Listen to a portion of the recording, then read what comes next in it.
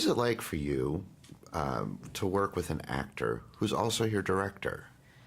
It was the first time that I'd ever worked with someone who was an actor-director.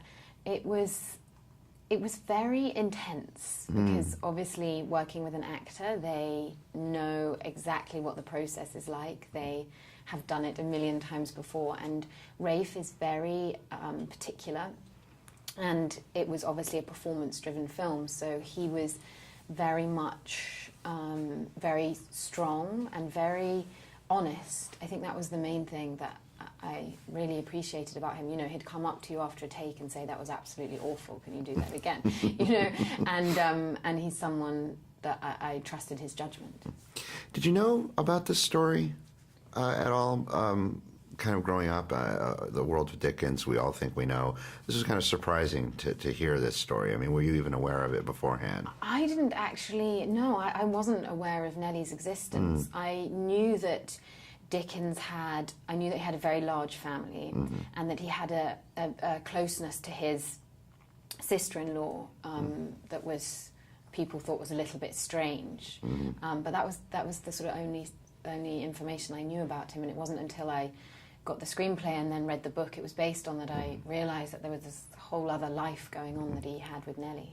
And what kind of research was available to you to kind of dig deeper into that beyond the book, kind of inform your full character? Well, it's actually interesting. In the book, there wasn't, for those sort of early years of Nellie, there isn't a lot of information, you know, unlike Dickens, where we know so much about him.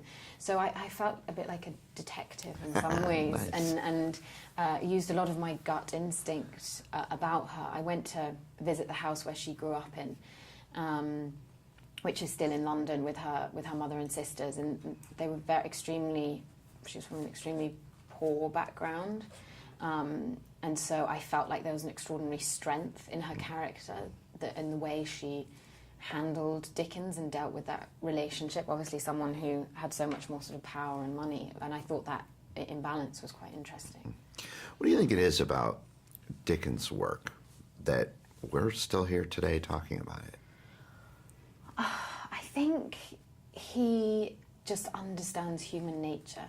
And I think when you read his books, you recognise those character traits. You've seen them in people around you, and he somehow sums it up in the most eloquent and concise way through his writing. But it's the characters. Yeah. They're both very precise, but larger than life at the same time. And they stay with you. I mean, Great Expectations is one of my favourite books, and I always think of Miss Havisham. That somehow that gets inside you. Is there a character that he's written that you would like to play one day?